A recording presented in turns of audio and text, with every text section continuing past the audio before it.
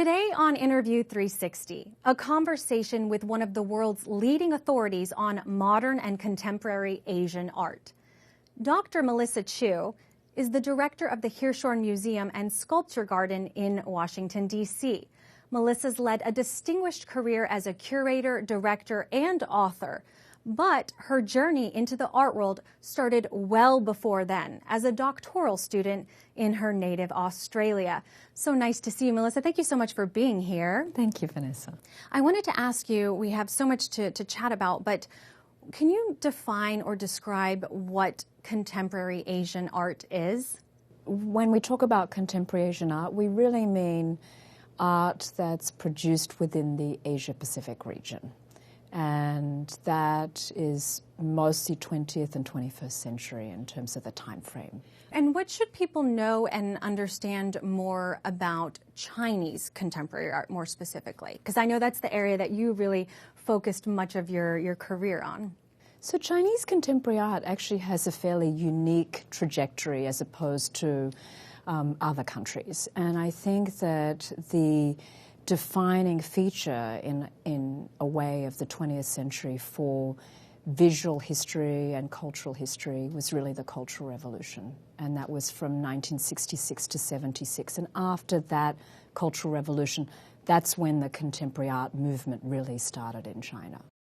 China is a country that the art world has seen so much change and growth. And it's really, to me personally, one of the most fascinating and compelling areas. Yeah, I think what drew me to wanting to study Chinese contemporary art was the fact that it had a unique kind of history. On the one hand, you had 5,000 years of cultural history and culture, and yet it was in the 20th century that it was so tumultuous. And in some ways, the Cultural Revolution sought to do away with tradition and kind of wipe the slate clean in order to modernize. And so that's a fairly unique position to be in culturally, and so that's what drew me initially. And the fact that my father, who was Chinese, wanted to take me and my sisters back to China to see what it was really like. And so from that, it began as something very personal and then evolved into something that I devoted a great deal of my life to. As an author and writer, you've written so many books, and I love this book in particular. I think you did a really wonderful job of breaking it down, and I like how it's 7 things you should know. So what did you let sort of people know when writing this book of what people should really generally understand? So the book actually came from a series of lectures. It was actually published 10 years ago. It's hard to imagine today, but at that moment here in the United States, there was a great deal of interest in finding out more about what was going on in China and the contemporary art scene. And so I was honestly on this crazy lecture circuit where every museum around the United States wanted a lecture on it. And so I had this series of lectures that I would give. And then a friend of mine said, oh, well, we should publish it. We should put it in book form. And so it evolved from those lectures into this book. And then other friends said to me, well, it should be 8 things you should know, being an auspicious Chinese number, not 7. But, quite honestly, I condensed a lot of information into 7, and I didn't want to just make a chapter. I didn't want to just make a chapter for nothing. So anyway, it does give you a sense of the context from which Chinese contemporary art evolved, really being something that began in the 1980s and then progressed on. And it tried to capture some of the important milestones for understanding what was going on in China at that moment in time. And also, to be honest, it tried to deal with some of the preconceptions. It was also wanting to say that not all Chinese contemporary art is political. A lot of it is, but not all of it is. So I was trying to create more of a complexity to what we now know as the Chinese contemporary art scene. Right.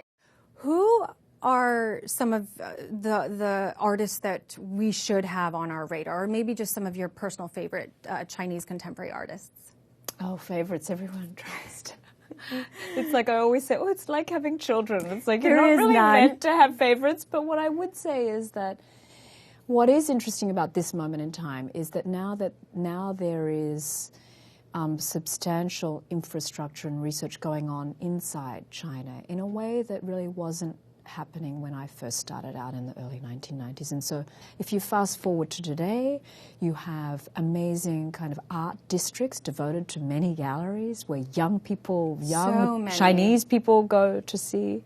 You have art schools that are producing a lot of artists, designers, architects. I mean, the scene could not have been more different today from when I first started to go. One of the artists that I found particularly very interesting is Chiu. And what I like about her is that a lot of the times people tend to think of a canvas, actual paint, but she uses video, multimedia, moving image to express herself and her art form. Yeah, I think Chiu is one of certainly a younger generation of artists. She was born in 1978. And as an artist, you seek out the idea first, and then you find the right medium to express it. And it's true to say that she started out her life as an artist really working in video and photography and has evolved from that. And she has even worked in Second Life. And virtual. Created an artwork and then sold real estate to collectors in Second Life. So she's certainly always been at the forefront of thinking about what that medium should be. And so there was this new, for her and her generation, a new self-consciousness, a new kind of professional opportunity that she was also poking fun at. And one of the artists that also that I guess he touches on cynical realism, because I know there's different styles within everything, but is it Chiu Min-jun? Yes, so Ye Min-jun. Yeah. Yeah, and, I think, so he's a little bit of an older generation who certainly came of age in the very beginning phase of the Chinese contemporary art world and is best known for his work in the 1990s, which was in the cynical realism style. Yeah, I love that. The style's so interesting to me, and he's depicting himself in his artwork with the iconic frozen, laughing, smiling face. Yeah, I mean, on the one hand, they're self-portraits, so that's always compelling, I think, to see a portrait and also a self-portrait rendered by the artist. I think that you also see a multitude of his faces in the one composition of his paintings, and you also see this kind of grin that's very much a plastered-on grin that no matter what is happening around him, it's that same grin. And I think that what that spoke to at that moment in China was this sense that actually for artists it was kind of a tough period. They weren't able to show their work anywhere publicly. And so he was one of a group who got real international fame from this style of painting because many saw it as a commentary or kind of even criticism of how much they were allowed to do within their home country. We're sitting in front of a more abstract piece. So this is Zhao Wuqi. Yeah, Zhao Wuqi. It's a detail of a much larger painting. And I think why we're interested in Zhao Wuqi right now is that he was an artist who spent a great deal of time in Paris and also spent time in New York. But I think also why we're interested in him is that he is essentially an abstract artist. And I think within the Chinese 20th century period, there were not many artists who were doing abstract work, that there was much more of a focus on realism. I think, as we look at Chinese contemporary artists, we also look to how they capture the zeitgeist of China or the zeitgeist of their generation. And so there have been many artists who have spoken to that in different ways. I think in general when people think of Chinese art, they tend to think of the ink painting, the calligraphy, the beautiful landscapes. But Chinese contemporary artists are really using very different tools and producing very different art. I think what's interesting about Chinese contemporary art is that you still have a continuation of ink tradition. There are many artists who still are continuing the methods and techniques of traditional ink painting. Then you also have a group of artists for whom I've worked more with, and they're artists who like to deal with experimentation and kind of concept over medium, if you like. Right. So you can say that within China there is the coexistence of these continuations of tradition alongside experimental international art trends. Your job, you're the director at the Hirshhorn, and you've had a very distinguished, successful career.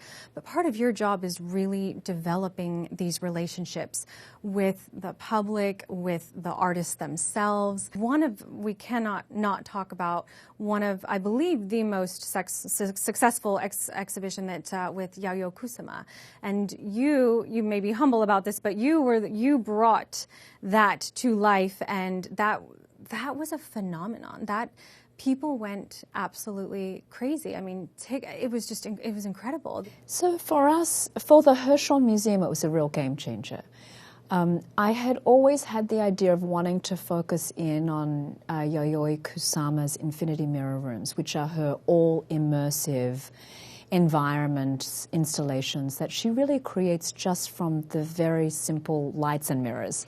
And she's been doing them since 1965, so she's been doing them a long time. And I think what we loved was that this was a living artist, and it was helping people to understand her work in a much more fulsome, robust way, you know, understanding her life history, understanding her real contribution to world art history. What is she like? How can I not ask you that, right? Well, I think the thing with Kusama is that she is completely driven by the idea of making work. So even today, she's 90 years old, and she wants to paint every single day. And to be still wanting to do that, I think, is a real testament to her feeling as if she's fully an artist, and only now really getting the kind of recognition that I think she really always craved. Yeah. Any kind of story within your career that's happened that, or maybe a wow moment for you that you were just like, I can't believe this is happening? We're all about stories here on Interview 360. Yeah. I mean, I think if you had asked me when I started out in the early 1990s, whether I could have predicted how global the Chinese contemporary art scene, what a convener like events in Hong Kong could have been, and just how much bigger the art world is today, I could never have predicted that. I think we're at an extraordinary moment where there is a real openness to seeing what artists can contribute to society, and that's a very exciting moment. Well, Melissa, it's been so wonderful getting to speak with you today, and I look forward to all the upcoming exhibitions and continued success in your career. Thank you. And thank you for watching Interview 360. We'll see you again next time.